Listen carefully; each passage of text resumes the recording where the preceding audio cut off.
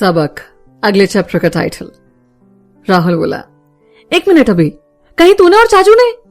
अभिनव, ज्यादा मत सोच भाई, और ये बता साले, एक दिन मैं नहीं गया तो तूने इतना बड़ा बवाल काट लिया? हाँ? राहुल, छोड़ना यार, पहले तो ये बताओ जो मैं पूछ रहा हूं। अभिनव, देख तू इतना जबरदस्ती कर रहा है ना, तो बता रहा हूं, और सारी बातें बता देता है। राहुल, और तूने चाचू को रोका भी नहीं? अभिनव, मैं क्यों रोकता उनको? मैं तो खुद तेरे होश में आने का इंतजार कर रहा था कि एक बार तू ठीक हो जाता, फिर मैं उन्हें बताता। राहुल, तेरा कुछ नहीं हो सकता अभी। थोड़ी देर बाद दक्ष अंदर आता है। राहुल, चाचू ये तीनों हमारे दोस्त हैं, नैना, सुमित और अदिति। दक्ष तीनों को हाय बोलता है और वो तीनों भी उससे नमस्ते करते हैं। उसके बाद दक्ष के कहने पर अभिनव और सुमित नैना और अदिति को घर छोड़ने जाते हैं। बाहर चाय की एक टपरी पर तीनों बैठते हैं। सुमित, यार अभिनव, मैंने पहले कहा था ना। अभिनव, छोड़ना, जो होगा देखा जाएगा। अदिति, क्या पहले कहा था? अभिनव, अरे कुछ नहीं। अदिति, बोलो ना क्या बात है? अभिनव, अरे समझ में नहीं आता क्या तुम्हें? बोला ना कोई बात नहीं। अदिति का चेहरा उतर जाता है और फिर सभी चुपचाप वहां से निकल जाते हैं। रात के वक्त दक्ष और अभिनव राहुल के पास ही बैठे थे। तीनों काफी देर तक बातों में लगे रहते हैं और दक्ष, जो इन दोनों के सिर्फ चाचा नहीं थे बल्कि एक दोस्त की तरह थे, हमेशा इनके संग खड़े, जब भी कोई मुसीबत हो ये दोनों सीधे दक्ष के पास पहुंच जाते हैं और वो हमेशा मदद के लिए तैयार रहता है। और यहां भी राजीव और रोहित से उसी ने बात करके उन्हें बनारस बुलाया था। काफी देर बाद जब तीनों की आंखों में नींद आ जाती है तो तीनों सो जाते हैं।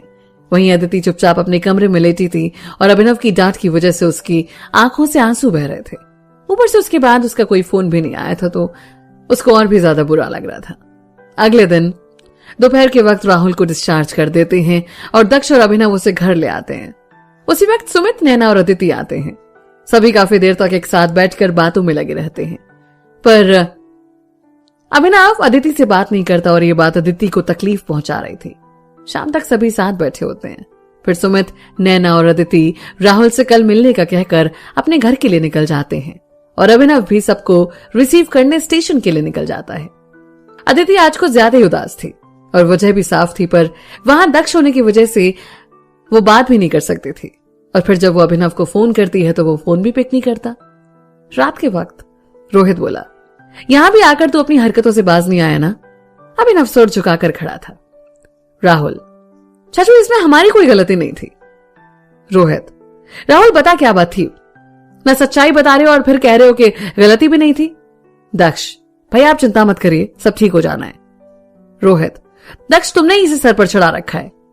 दक्ष बोला, भैया बच्चे हैं और इतना विश्वास तो मुझे भी है ना कि दोनों गलत नहीं है, और अगर गलत होते ना तो हमसे नजरें भी नहीं मिला पाते।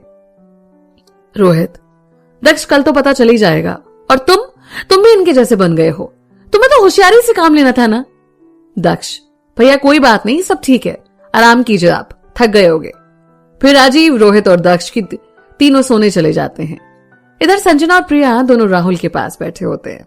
संजना, मेरे बच्चे दर्द ज्यादा हो रहा है क्या? अभिनव, मां आप दोनों ना अब ज्यादा ड्रामेटिक हो रहे हैं। ठीक है बिल्कुल। ये प्रिया, तू चुप कर, बोला था ना दोनों साथ रहना, और क्यों ये लड़ाई? अभिनव, वो तो मुझे भी नहीं पता। प्रिया, क्या हुआ था राहुल? राहुल बोला, मां आप दोनों ने ही सिखाया है ना कि कभी किसी लड़की को ना तो गलत बोलना और ना ही उनके बारे में गलत सुनना। दोनों सर हिला देते हैं। राहुल, तो बताइए किसी लड़की के बारे में कोई गलत बोलता तो कैसे चुप रहता? प्रिया बोली, गर्व है मुझे मेरे बेटे पर। संजना, पर है कौन वो लड़की? राहुल, आप दोनों की होने वाली बहू। दोनों राहुल की तरफ देखने लगते हैं। राहुल, जी आपके दूसरे बेटी की तरफ देखिए। संजना, कौन है अभिनव ये लड़की? अभिनव, अरे मां मिलवाऊंगा ना आप दोनों को। संजना, देख रही है प्रिया, अब हमसे भी बातें छुपा रहा है। प्रिया, हाँ भाई क्यों नहीं, अब हम तो हुए पर आए। अभिनव, कुछ भी बोलोगे आप दोनों? हाँ? राहुल बोला, हाँ मां ये तो पूछे ही मत, वैसे अभी तूने मिलवाया नहीं और बताया भी नहीं। अभिनव, हाँ भाई बताने ही वाला था। राहुल, मां देख लीजिए, ये तो बता भी नहीं रहा आपको, तो मैंने बता दिया। चारों कुछ देर तक बात करते हैं और फिर अभिनव और राहुल प्रिया और संजना की गोद में सर रखकर सो जाते हैं। अगले दिन राजीव, रोहित, दक्ष, राहुल और अभिनव कॉलेज पहुंचते हैं। वहीं पर जय और उनके बाकी दोस्तों के भी पेरेंट्स आए थे। सभी प्रिंसिपल ऑफिस पहुंचते हैं। प्रिंसिपल बोले, तो जय और अभिनव बोलो क्या बात है। अभिनव, सर इसने पहले बदतमीजी की और राहुल को मारा। प्रिंसिपल, और आप मेरे पास आने के बजाय खुद गुंडागर्दी पर उतर आए। दोनों सर झुकाकर खड़े हो जाते हैं। जय के पापा, सर और ये महाशय, दक्ष की तरफ इशारा करके, बच्चों की लड़ाई में इन्हें कूदने की क्या जरूरत थी। फिर राजीव आंख दिखाकर दक्ष को चुप रहने का इशारा करते हैं। राजीव बोले, देखिए भाई साहब, बच्चे हैं, आप जय को समझा दीजिए और मैं इन दोनों को समझा लेता हूं, आगे से नहीं लड़ेंगे।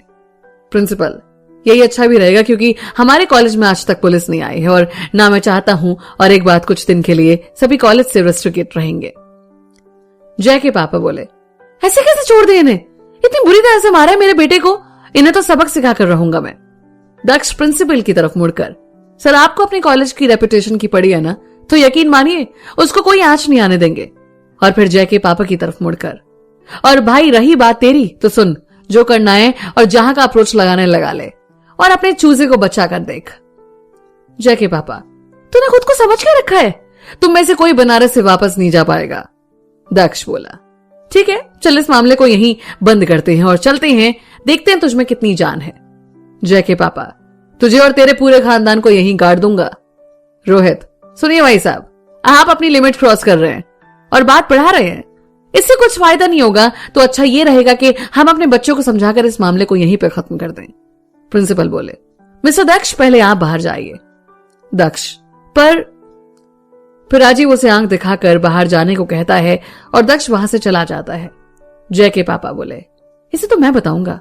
राजीव, देखिए साहब, बच्चों के भविष्य की बात है। प्रिंसिपल, देखिए यूं लड़ने झगड़ने से कोई फायदा नहीं है, तो अच्छा रहेगा कि बात यहीं खत्म करते हैं। जय के पापा, पर देखिए तो सही, इसने कैसे बात की है। राजीव, भाई साहब मैं माफी मांगता हूं दक्ष की तरफ से। प्रिंसिपल, देखिए आप लोग बात करके इस मैटर को सुलझा लीजिए और हाँ, इन सभी को माफ कीजिएगा। इन सभी को एक वीक के लिए कॉलेज से रेस्ट्रिकेट करता हूं मैं। राजीव, सर पर इससे सभी का नुकसान होगा। प्रिंसिपल, ये तो इनको लड़ने से पहले सोचना चाहिए था ना, और आखिरकार कॉलेज में डिसिप्लिन बनाए रखने के लिए ये जरूरी है कि सभी कुछ दिन कॉलेज ना आए। जय के पापा बोले, ठीक है प्रिंसिपल सर, मैं आपकी बात पर अग्री करता हूं, पर ये जो महाशय है ना जो बदतमीजी करके गए हैं, पहले वो माफी मांगे। राजीव, मैं उनकी तरफ से आपसे क्षमा मांगता हूं। अभिनव बोला, चाचू आप क्यों माफी मांग रहे हैं, छोड़ दीजिए इनसे, हम खुद निपट लेंगे। रोहित, मुंह बंद करके बैठो, जब बड़े बात कर रहे हैं ना तो चुप रहना सीखो। जय के पापा बोले, बेटा तुझे जो गुरूर है ना वो 1 मिनट में निकल जाएगा, जब ये महाशय मुझसे माफी मांगेंगे ना तभी कुछ होगा। राजीव और रोहित चुप हो जाते हैं। फिर राजीव और रोहित प्रिंसिपल की तरफ मुंह करके बैठ जाते हैं। प्रिंसिपल फिर दक्ष को बुलाते हैं।